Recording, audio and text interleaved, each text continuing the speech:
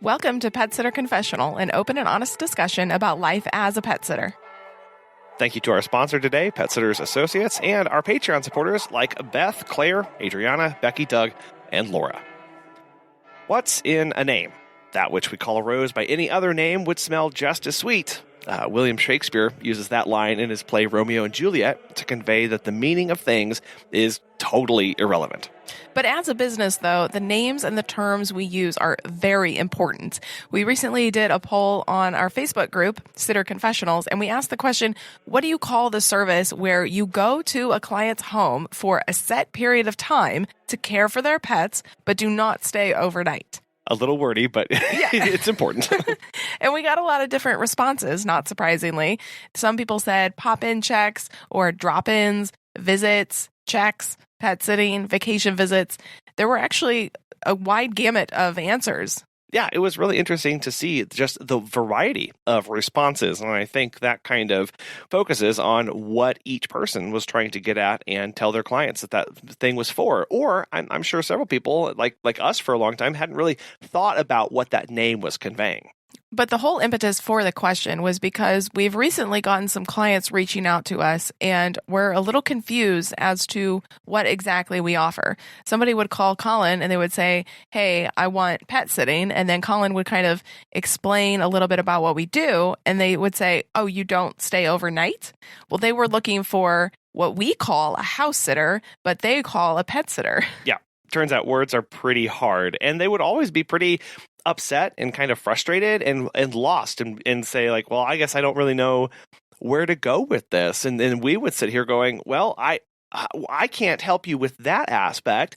Here's the services that we can offer and try and talk to them that way. But when they come in with that first expectation, they get really let down when it doesn't get met. Or another example is we use the term drop-in visits, and they start at 30 minutes. But when a potential client heard drop-in visits, they thought that we would just come in for 5 or 10 minutes, let the dog outside real quick, and then basically run away. And that is not what we want, because that is not what we do. Or several times we had clients who would think drop-in means they could bring their dog to us for set periods. So even then they were confusing with drop-in with something like daycare. And so there was further confusion about what that service was and what it meant for them. So if you have experience with this in your own business, you know that naming things is very important. It allows for clear communication between the business owner and the potential client, and it makes them understand a specific object or a concept or an idea or a service that we are providing. It can also help to organize and categorize information, making it easier to recall and retrieve later. I like this concept when you see people with services that are named where walks have a general theme of naming. And then drop-in services have a general theme of naming. So you can kind of see how they all fit together and you know that they aren't the same thing. Are you talking about like if they would offer a shorter walk, you would call it like a Chihuahua or something. And then a longer walk would be like a Great Dane? Something along those lines, yes. We really should care about the language we use, because the way we use it communicates and has a significant impact on how it's perceived by our customers and our potential customers. Our language influences our brand image, the way people see us, the how much trust they have in our business, and then ultimately the success of our business. And this really has to do with the fact that the language that we use has to connect with our clients. If we use the wrong language, you will not connect with either the right client or any clients at all. If we had never thought to explain what a drop-in was, and everybody just assumed it was something like a 5-minute visit or 10-minute visit, and they didn't want that, well, even without contacting us, they would assume that that service wasn't for them, and they would move on. And then we would be left going, why isn't anybody contacting us?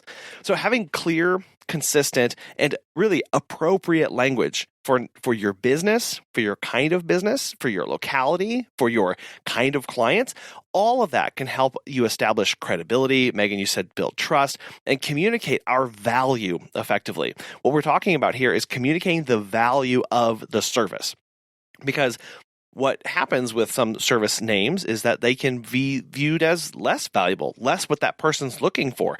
Clients are looking for you to solve a problem. And if the language that you use doesn't make it sound like you are taking their problem seriously, or you understand how valuable that service actually is, they may choose to pass over you because you don't get it. They don't feel like you understand them. And that's why taking a moment to step back and think about our language and how we name things and structure that really is a major part of this. So I wonder if this happens less with dog walks versus like a pet sitting or a drop-in visit, because if you just say dog walk, people generally understand what that is. You might have a 30-minute dog walk or a 60-minute dog walk. But, if you say a pet sitting visit or a drop-in visit, sometimes that language really gets confusing in terms of what you offer versus what the client is expecting on the other end. Yeah, there's less industry standardization about the term dog walk. That tends to be pretty self-explanatory. I think that's what you're getting at there, is people know I say dog walk, that's going to be interpreted in a pretty straightforward fashion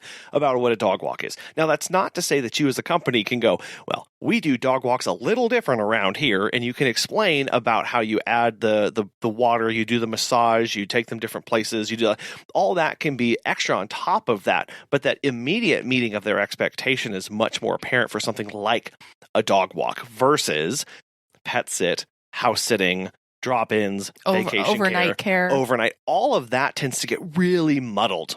And we have to do a lot of teasing out because there's some issues there. And I think that gets to a little bit about when we're communicating in a very clear and concise manner, the importance of not using technical or jargon heavy terminology, which you might not think something like house sitting, pet sitting, dog walking, vacation care, drop-in, all of those can float around and be very confusing, right? And some of them don't even explain exactly what's taking place in there. They're a little bit more abstracted from that. And so you as a business have to do a lot of explaining about drop-in visits. Here's what I do as a drop-in, or here's what I do at vacation care.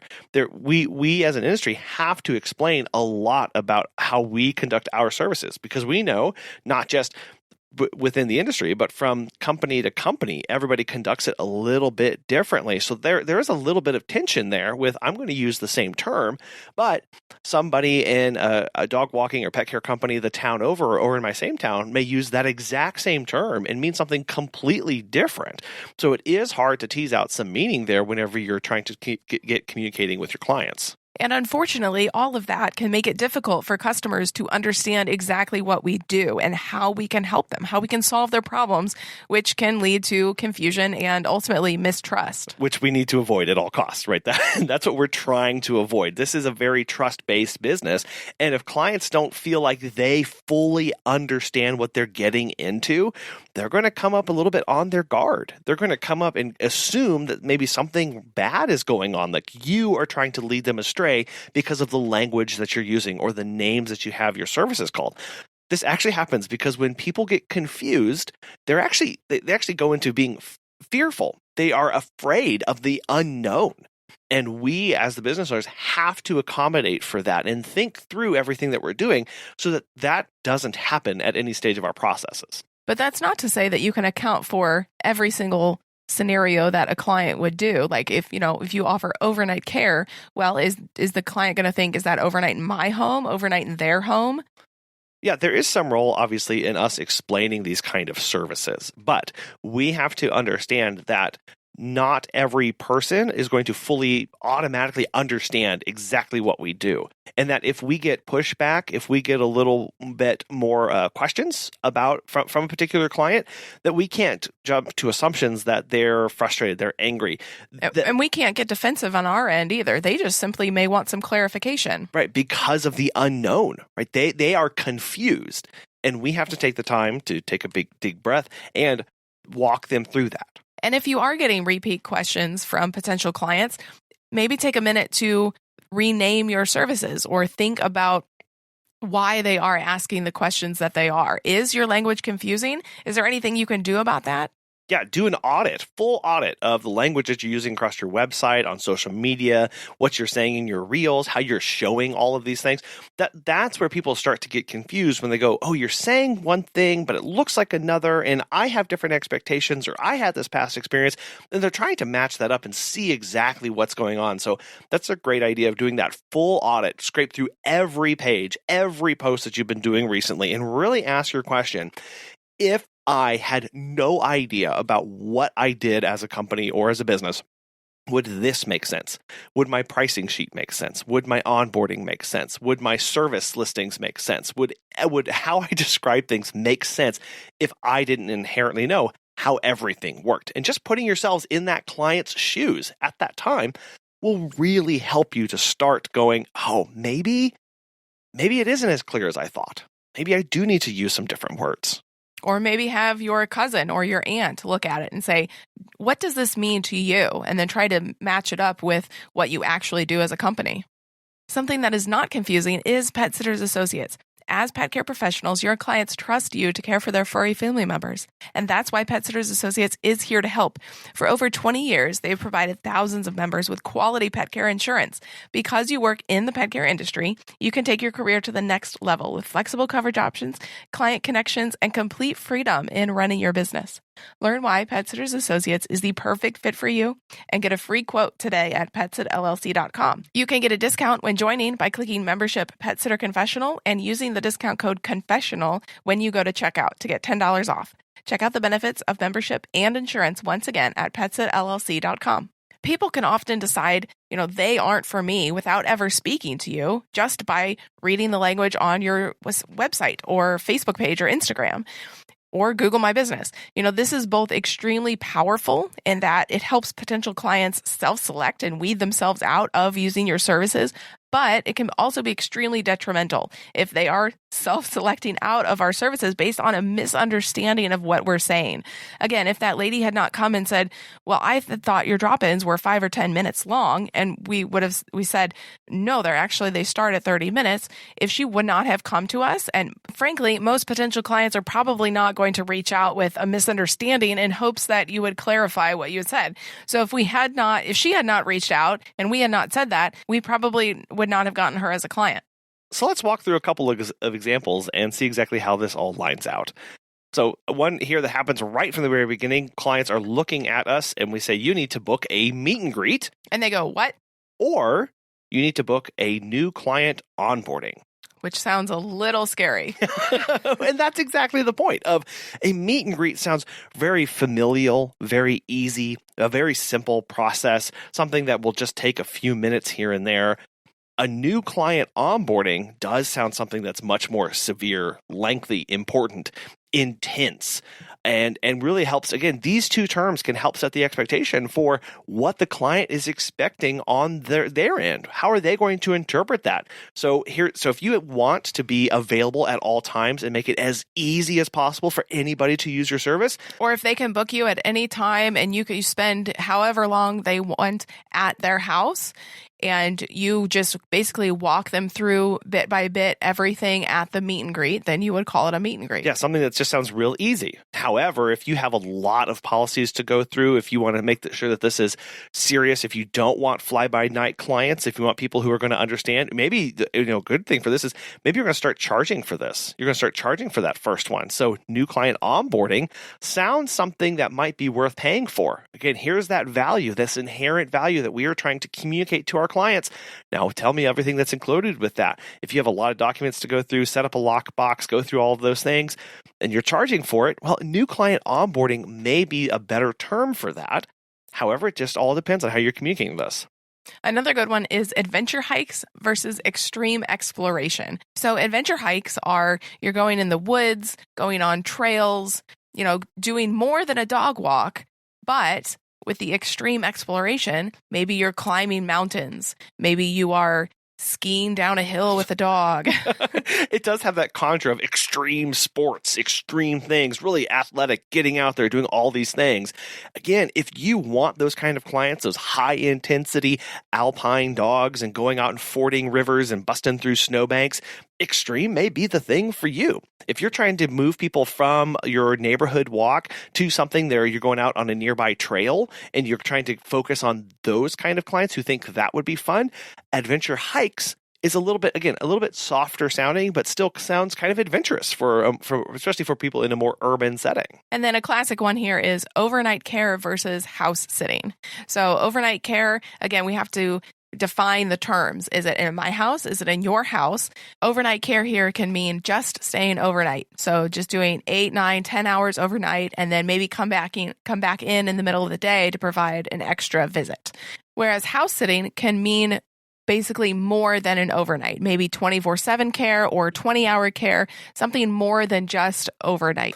Again, setting that expectation up for what the clients are expecting to get from you. Overnight care, that's pretty straightforward. You, the sitter, are only going to be in my house overnight.